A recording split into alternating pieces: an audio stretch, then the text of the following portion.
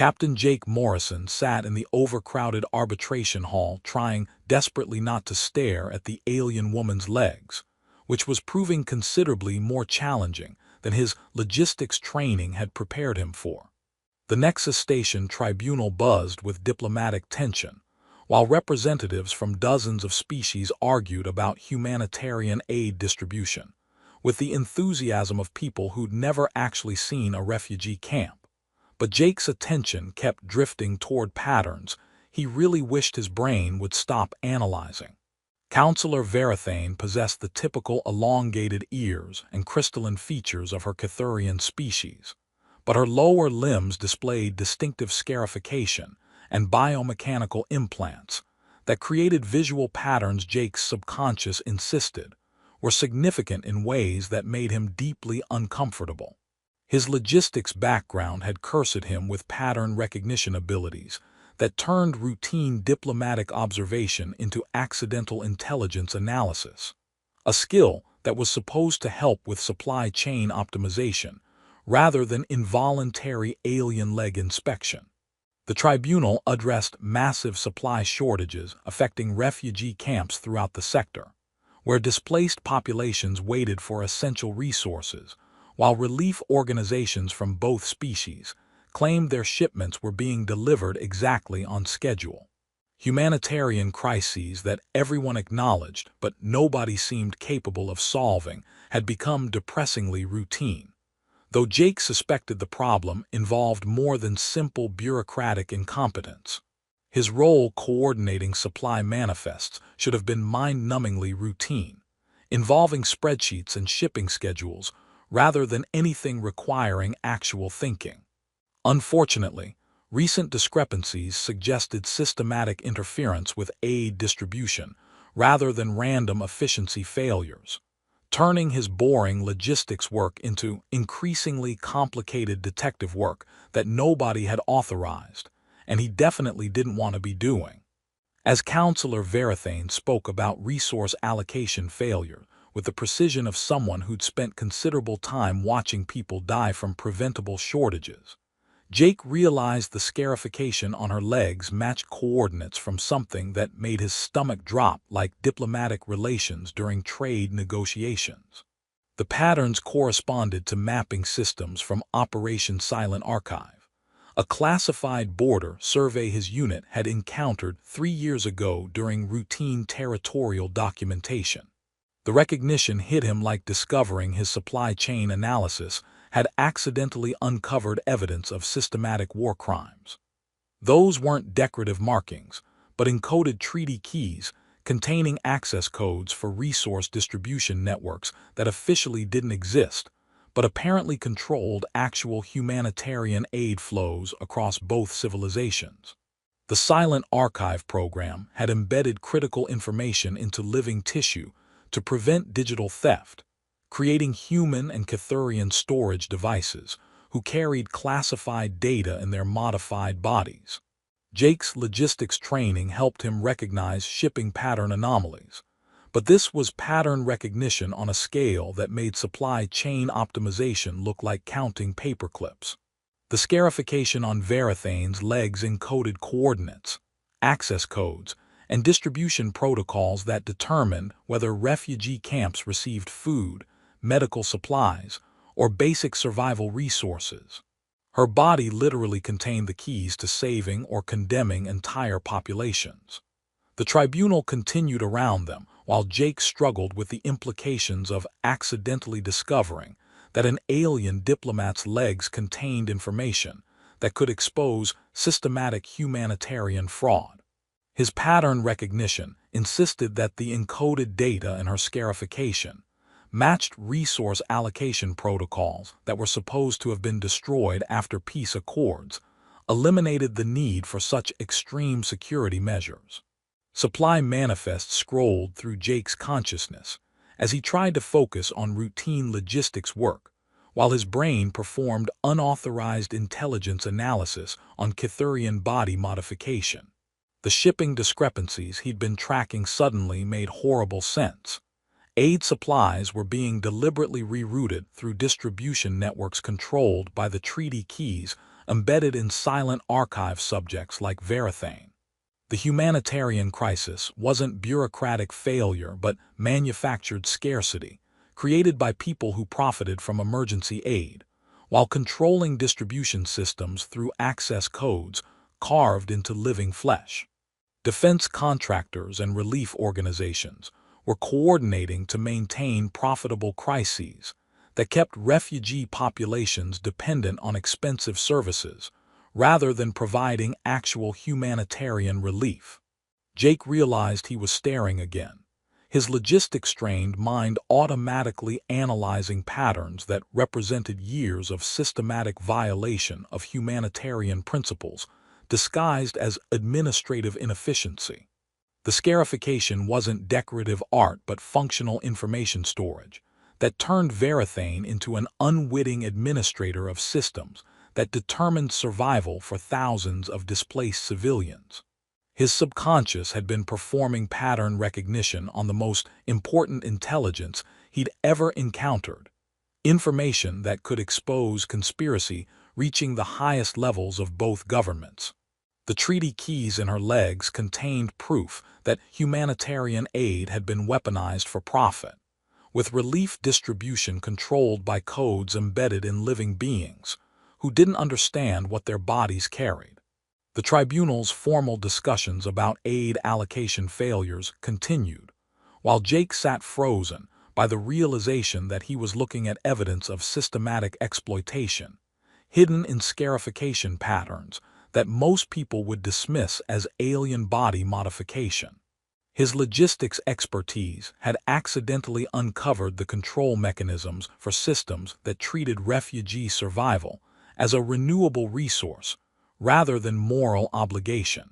Counselor Verathane turned toward him with growing irritation at his persistent staring, her crystalline features reflecting the hall's lighting in patterns that suggested she was preparing to address his apparent inability to focus on important humanitarian discussions, rather than conducting unauthorized analysis of her decorative body modifications.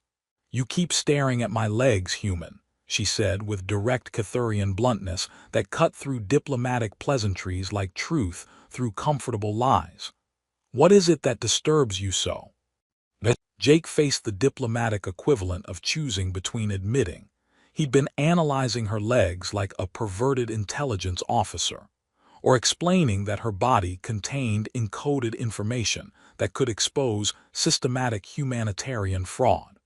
Verathane's question carried the mixture of curiosity and annoyance that came from dealing with humans who seemed incapable of focusing on life-or-death issues affecting thousands of refugees.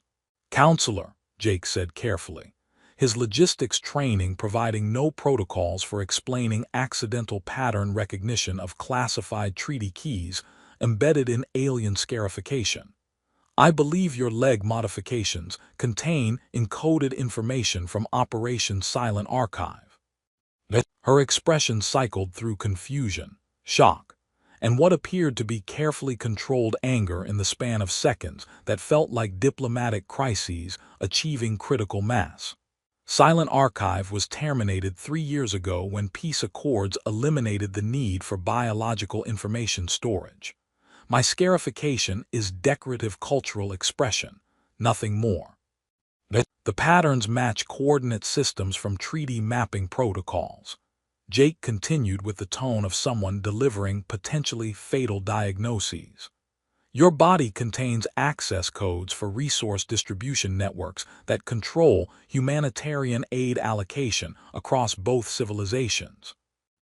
Verathane's shock at learning her decorative body modification was actually classified intelligence storage, quickly transformed into steel determination, that made Jake grateful they were apparently on the same side of whatever conspiracy they were about to uncover. Her diplomatic training allowed her to maintain composed exterior while processing implications that could reshape their understanding of systematic humanitarian exploitation. Silent Archive subjects were told their implants had been deactivated, she said with clinical precision that masked growing fury. "But you're suggesting the treaty keys remain functional." The shipping discrepancies I've been tracking, Jake explained while maintaining the careful tone of someone discussing routine logistics rather than potentially treasonous intelligence analysis, suggest systematic manipulation of aid distribution through networks controlled by embedded access codes that officially don't exist. Through careful investigation disguised as diplomatic consultation, they discovered that defense contractors and relief organizations had been using inactive silent archive subjects to control resource flows without their knowledge or consent. The humanitarian crisis affecting refugee populations was manufactured scarcity created by people who profited from emergency aid, while controlling distribution through codes carved into living flesh. Varathane's access to Cathurian political databases revealed the true scope of the conspiracy. The treaty keys in her scarification contained master codes for the resource distribution protocol, giving her involuntary control over supply chains that affected millions of displaced civilians. Her body had been converted into a biological interface for systems that determined whether entire populations received survival resources or were left to die from preventable shortages. The resource allocation failures aren't administrative incompetence, she observed with growing understanding that carried undertones of carefully controlled rage. They're deliberate manipulation by people who treat humanitarian aid as renewable resource extraction rather than moral obligation. Jake's logistics expertise helped decode the financial flows that proved coordination between supposed enemies.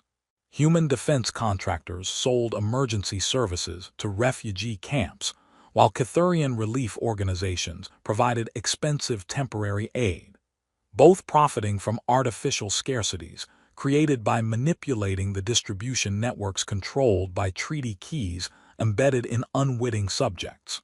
Operation Silent Archive created dozens of living storage devices. Varathane continued as Palace databases revealed the program's true scope.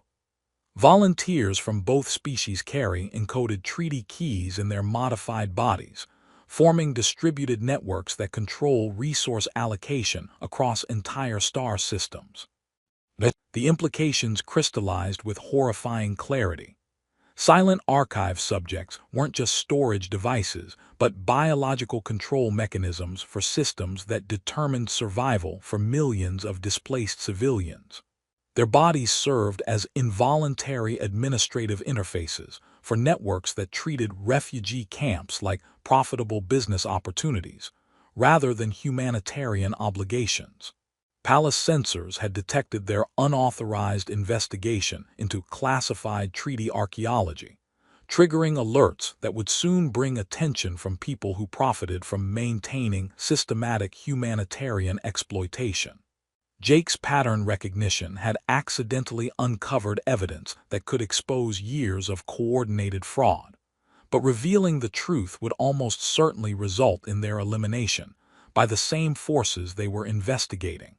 Other silent archive subjects have been systematically eliminated, Varathane noted with diplomatic precision that couldn't mask deeper concern. Deaths appearing to be accidents or medical complications rather than assassination. The survival rate for subjects showing signs of unauthorized activation approaches zero. Jake realized that his persistent staring had been his subconscious mind, recognizing the most important intelligence he'd ever encountered.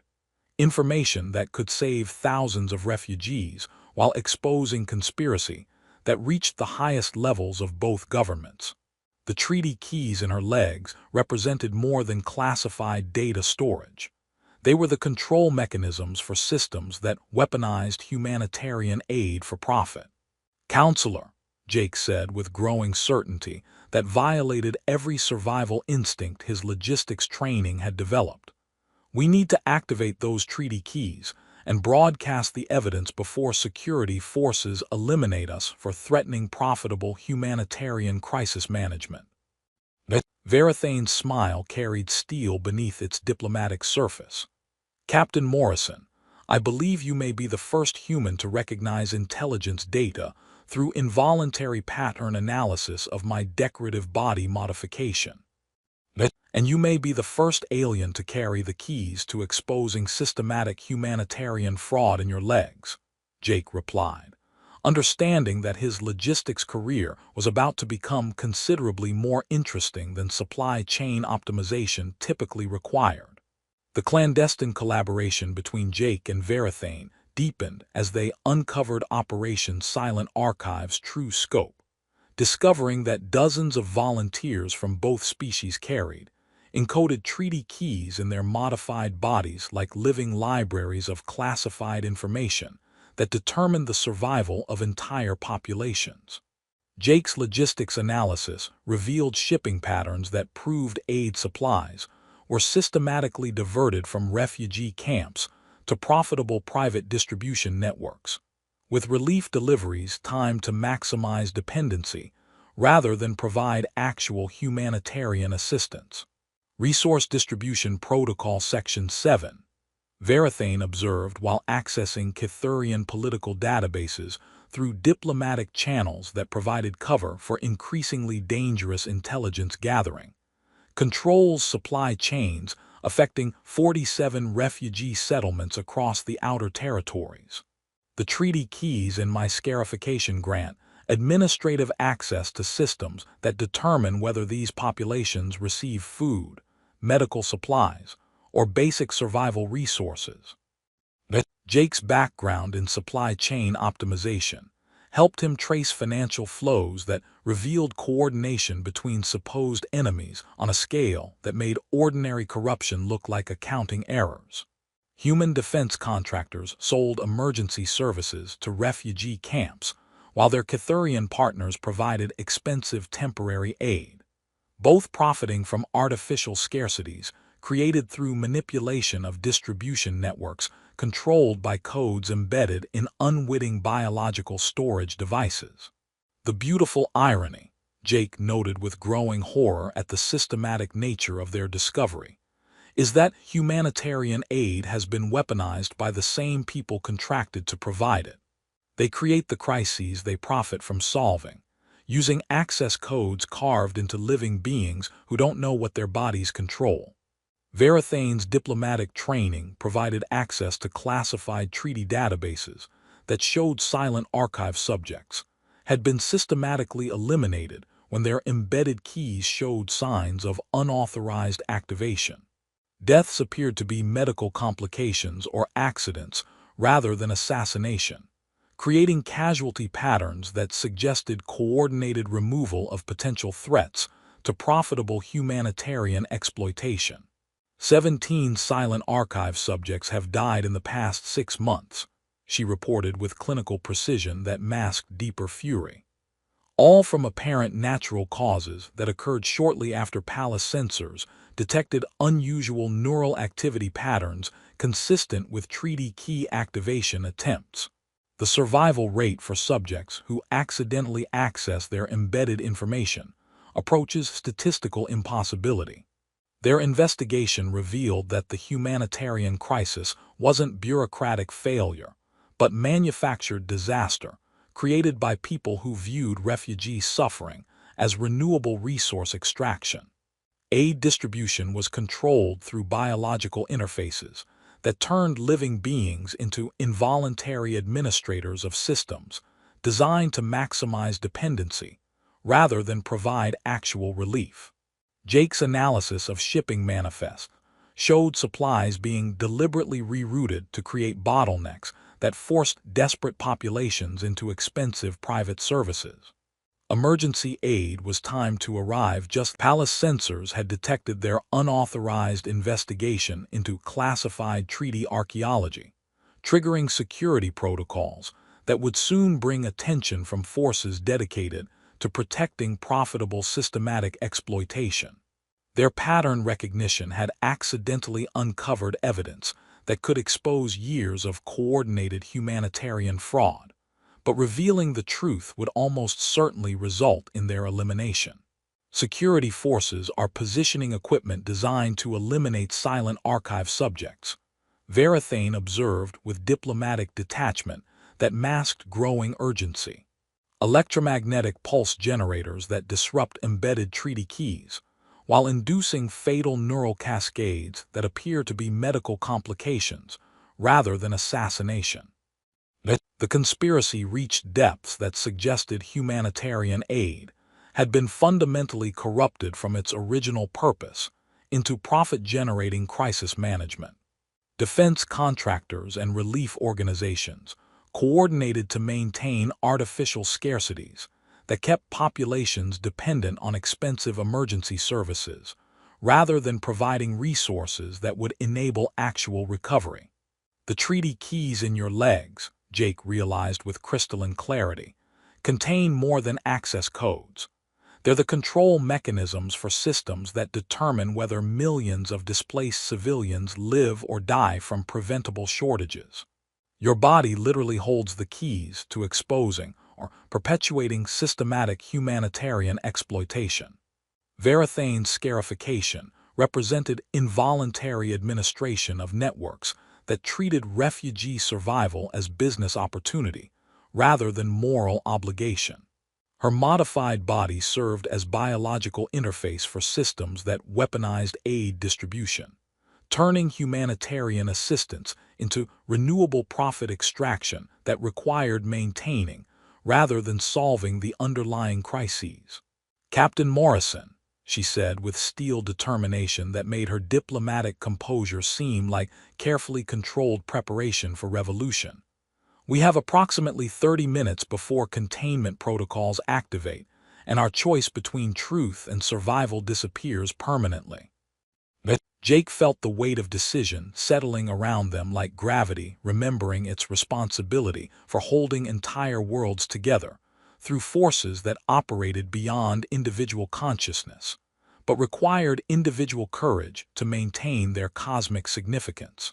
"Counselor," Jake replied with certainty that violated every logistics protocol about maintaining safe operational parameters, "I think it's time to activate those treaty keys and find out what happens when humanitarian aid becomes humanitarian truth." The final confrontation arrived with Jake and Verithane coordinating the treaty key activation sequence, while security forces from both civilizations converged on their position with equipment designed to eliminate silent archive subjects through electromagnetic pulses that would appear to be medical complications rather than systematic assassination. Jake's logistics expertise proved crucial as he analyzed the resource distribution networks that would carry their evidence broadcast across all supply chains simultaneously, with the activation of Verithane's embedded access codes. Master activation requires synchronized neural resonance with the embedded treaty keys. Verithane explained with clinical precision that masked the fact they were essentially attempting technological resurrection of systematically suppressed humanitarian truth through biological information storage systems. The scarification patterns must interface directly with distribution network protocols to unlock resource allocation systems that have been artificially constraining aid delivery for years. Security forces had positioned neural suppression arrays designed to disrupt silent archive implants, while inducing fatal brain chemistry cascades that would eliminate their investigation without leaving evidence of murder. Jake watched technical teams install equipment that his pattern recognition identified as specifically engineered for biological storage device termination through methods that appeared to be routine medical intervention. Electromagnetic pulse generation targets the treaty key interfaces, Jake observed while analyzing the containment systems that surrounded their position with increasing precision. "They're not trying to capture us. They're preparing to terminate the information storage capabilities while making our deaths look like unfortunate medical complications during routine diplomatic proceedings." Verithane faced the ultimate choice that made individual survival seem almost trivial compared to exposing systematic exploitation, affecting millions of refugees. She could allow the treaty keys to remain dormant, preserving her life while allowing profitable humanitarian crises to continue indefinitely. Or activate the complete archive, knowing that revelation of the conspiracy would save thousands while almost certainly resulting in their deaths. The silent archive program wasn't just information storage. She realized with growing understanding of the true scope of their accidental discovery. It was designed to create permanent biological control mechanisms that turn living beings into involuntary administrators of systems they don't understand, with their bodies serving as interfaces for networks that determine survival for entire populations. Jake felt the cosmic weight of recognizing that his persistent staring at her legs hadn't been inappropriate attraction, but his subconscious mind detecting the most important intelligence pattern he'd ever encountered, information that could expose years of systematic violation of humanitarian principles disguised as administrative inefficiency through profit optimization. "I activate the treaty keys," Varathane declared with absolute certainty that carried the force of someone choosing truth over survival when the two had become mutually exclusive. "Let every resource distribution network broadcast the evidence of how humanitarian aid has been weaponized for profit extraction rather than actual relief provision." The encoded information in her scarification interfaced with distribution systems across both civilizations, broadcasting accumulated evidence faster than any containment protocol could suppress, while simultaneously unlocking resource allocation networks that had been artificially constraining aid delivery to maintain profitable dependency relationships with refugee populations. Jake's achievement notifications reached "Mission complete," exposed systematic humanitarian fraud through involuntary pattern recognition, while offering congratulations on "most significant logistics analysis in interspecies history." The universe's appreciation for accidental intelligence, gathering through therapeutic staring at classified alien body modification, was both sophisticated and deeply satisfying. The revelation that living beings had been converted into biological control systems without their knowledge triggered the largest humanitarian reform in recorded history. Resource distribution networks that had been manipulating aid delivery for profit were unlocked and restructured to prioritize actual relief over emergency service revenue generation.